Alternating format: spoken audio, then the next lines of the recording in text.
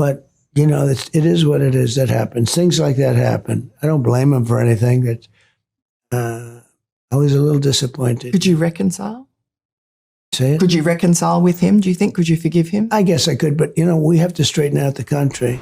So less than 24 hours after Elon Musk has now formally apologized for the minor meltdown, okay, just a little bit of a crash out that we saw on the platform of X last week, directed at Donald Trump and his big, beautiful bill. Again, Elon now apologizing to the president. The news has come out of the House Republican Congress that finally something has happened, right? They actually did something. Now, they had to be massively pressured to do it by both the Trump administration and Musk himself, but nonetheless, the first round of actual DOGE cuts have now been passed in the House of our Congress, right? This has been a big effort, obviously, to not just keep Trump and Musk's DOGE reforms as a facet of executive orders. No, you want this codified into permanent law so that it cannot be easily undone by the next administration. We want to leave a lasting legacy, obviously, in this country. And in total defense, guys, this is the big debate we kept having. And I was trying to clarify this, Stephen Miller, many other people, that in total defense of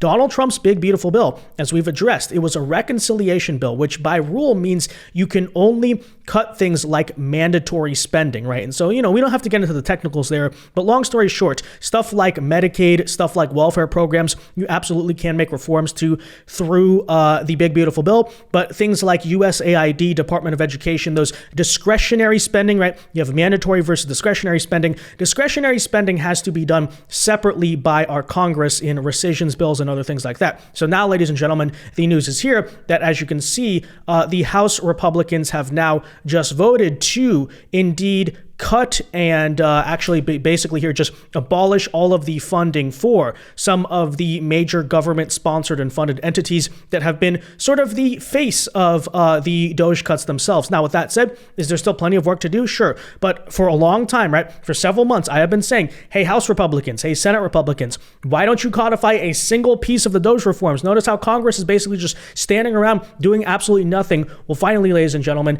that is good news. And to Elon, I say, hey, look, man, we're doing what you wanted, okay? Maybe you should have, been a little patient. I don't know, okay? But it is what it is at this point. Nonetheless, we'll tell you all about it in today's video. First, though, folks, do us a favor. If you enjoy the content, make sure you hit that like button down below. As usual, subscribe to the channel if you are new. Subscribing is the best way, not only to support our work, but to ensure that you stay up to date with all of our latest coverage. And with that said, as you can see here, this was late last night. Elon Musk goes on and says, I regret some of my posts about President Donald Trump last week. They went too far.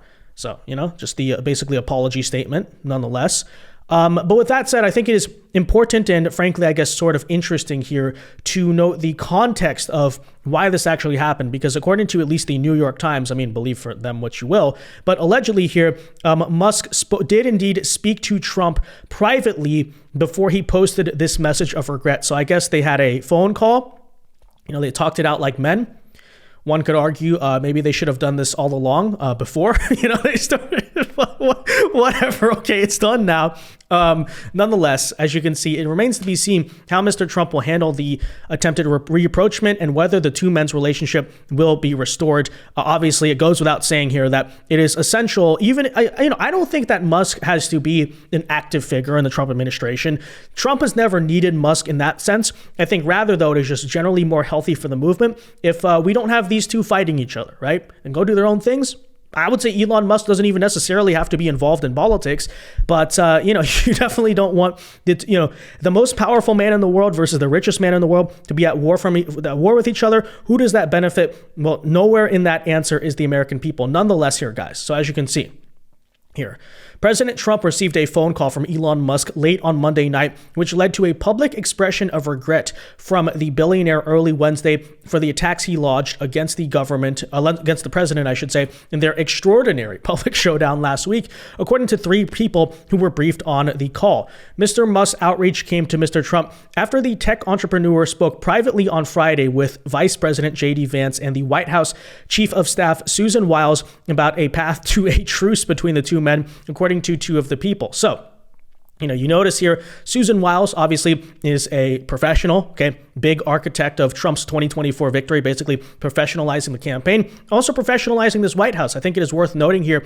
that before the Elon situation, you did not have any massive falling outs like the first term where you have this dramatic thing. Anthony Scaramucci, many others, they work for Trump and then they fall out and then they go on TV, CNN, oh, he's so bad, I'm a Democrat now, all this and that, right? You, of course, did have the situation, by the way, with Michael Waltz, who I would argue, principally speaking, probably should be fired for what he did. Not only the Signalgate stuff that at this point seems like nothing short of intentional sabotage, but also going behind our back to undermine President Trump's foreign policy interests on behalf of another foreign leader's foreign policy interests. And by the way, like potentially in that confusion, starting a global war with Iran. And, that guy was a complete scumbag, in my opinion, complete rhino. I was against him from the start. I'm on tape doing that and all that. But I did defend Trump on this. I thought he did something smart, which is he basically demoted Mike Waltz to a meaningless role in the administration. I think he's at the UN now or something. It doesn't really necessarily matter, right? But what is that about? It's about making sure that Michael Waltz doesn't go on TV, go on CNN and try to lie and slander your administration, right? I thought that was a smart strategic move, right? Keep him in the fold so that way, you have leverage over him. He gets to keep a government job, but take him out of any position of influence and privately, how that works, right? So I guarantee you, first of all, that must have been a Susan Wiles move. Okay, like I said, she is a cunning professional. And secondly, JD Vance here, simply the peacemaker, okay? Yes, the negotiator. That is indeed Mr. Vance there. As you can see, the people spoke on the condition of anonymity to describe the private discussions, as you can see here. The conversations paved the way for a strikingly chastened tone Mr. Musk struck in a post on X early Wednesday, in which he wrote, quote, "I regret some of my posts about President Donald Trump. Last week, they went too far. Representatives from Mr. Trump and Musk did not respond to comment." Musk, as we pointed out earlier, by the way, guys, had spent several days signaling that he wanted to make up with the president after the two men engaged in that sharp series of attack. You know the whole story there, by the way. So there you have it. I guess now, according to Musk, Trump is not on the Epstein files now. Not exactly sure what that was all about. I've reiterated before, by all accounts, it would seem to me, if this was really true, he wouldn't be immediately deleting that tweet and then now going back and apologizing. I don't know. I'm just saying on that front. None the less, ladies and gentlemen, I think, frankly, this, again, demonstrates the difference between the first Trump administration and the second Trump administration, which was the level of professionalism. Usually, guys, it's not a big secret here that President Trump is not known for very clean fallings out with people, right? Especially when people attack him, criticize him. He's been known to absolutely go scorched earth. I thought it was noticeable how reserved he was in response this time around. And again, I think that's because of maybe his own personal kind of lessons on how to handle this. Some of the common sense there. Yeah, Elon Musk is not someone you want to be at active war with, but also, right, there's the difference in attitude as to how this administration is being run. And with that said, I think getting Elon here to stand down, apologize, being diplomatic about it, being reserved in Trump's response about all of it, certainly did work effectively, right? It's arguably perhaps here one of the smartest maneuverings I think they've done in a long time. And now, right, this story will linger for about a week or so, but after that, nobody's really going to be remembering or talking about this. And this certainly will not be a back and forth war going on into the 2026 midterms. And again, I think that is objectively a brilliant move by this administration. On Elon Musk, do you plan to speak to him on the phone anytime soon? I haven't really thought about it, actually. I would imagine he wants to speak to me. I would think so. If I were him, I'd want to speak to me. And maybe he's already called. You'd have to ask him whether or not he's already called. But I'd have no problem with it. If he called you, you pick up and speak to him? Well, I don't want to say that, but I would imagine he'd want to talk to me. Now, with that in mind, okay, so we have a truce here. We have an armistice, I guess you could say, between the two.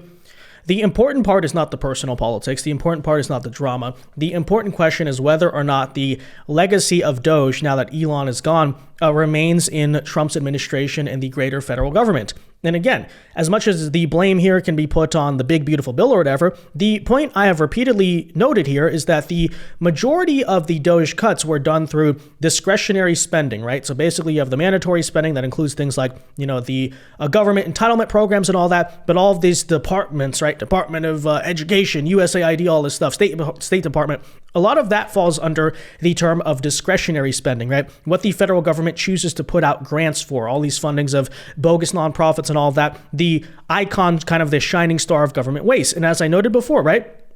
Again, to say this here, in defense of the big, beautiful bill, it is by the rules of Congress, is not allowed to address issues of discretionary spending. But with that in mind, it is indeed a valid criticism here. As I pointed out repeatedly, the rhinos, whatever it is, right, the ineffectiveness, the slow-moving, snail's pace behavior of our House Republicans, who I've been repeatedly critical of, and the Senate Republicans as well, they haven't really done anything to advance DOGE cuts thus far. Are you optimistic this is going to pass?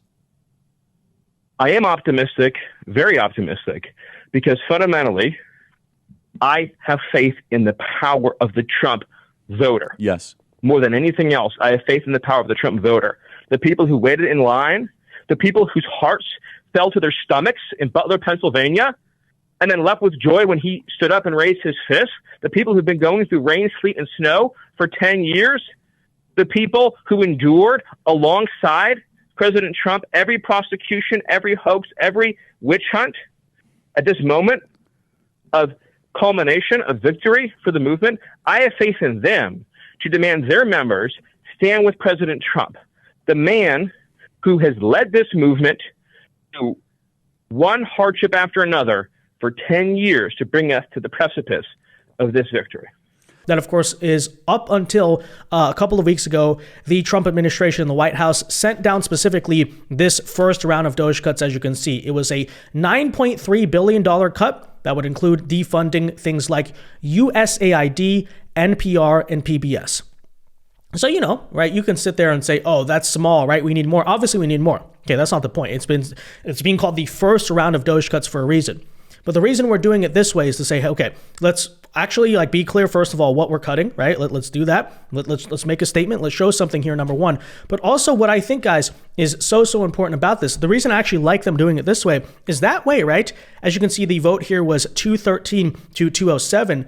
I want to get a list, guys, of every single one of the House Republicans who chooses to go against something, right? And you can't play the libertarian card with big, beautiful bill, where nowadays, right, you kind of hear them saying, oh, we're against the level of spending on immigration, right? Too much to the border, right? They're actually saying this now. Now their criticism of big, beautiful bill, guys, is it spends too much on border security, which is not something I think the Republican base, even the deficit hawks, are really criticizing about. But the reason they're able to kind of mask certain concerns in general is because you're voting on a big bill. I want a record, right? What Republican congressman out there was going to vote to keep USAID, keep NPR, keep PBS, right? Because, that kind of exposes, I think, where the vested special interests are. So in that sense, I got to say, I'm absolutely happy with this. Does it need to be happening faster? Sure. But again, this is notable. Why? Because this is the first time ever, believe it or not, again, the House Republicans did something, guys. The first time ever that indeed any round of DOGE cuts has been made by the Congress. So this is now permanent. USAID, we can soon officially say, is gone, right? It basically can't be brought back without an act of Congress if we officially vote to just take all the funding away from it permanently. As for NPR and PBS, that I think was long overdue, certainly, to say the least here. And again, it's notable because I think oftentimes the first action sometimes can be the hardest, right? It's hard to get up out of bed in the morning. So hopefully now we can get faster DOGE cuts happening. But, again here, very good to see the first round of cuts to that very key, very important discretionary spending has been made. Donald Trump, Elon Musk here at peace once again. And, okay, finally, something is happening. Don't let that be forgotten, that the rest of the congressional Republican leadership is dysfunctional, but, you got to start somewhere. What else can we say? With that said, guys, let me know your thoughts on all of this in the comment section down below. Be sure to leave a like on this video, subscribe if you are new, and until next time, God bless and peace.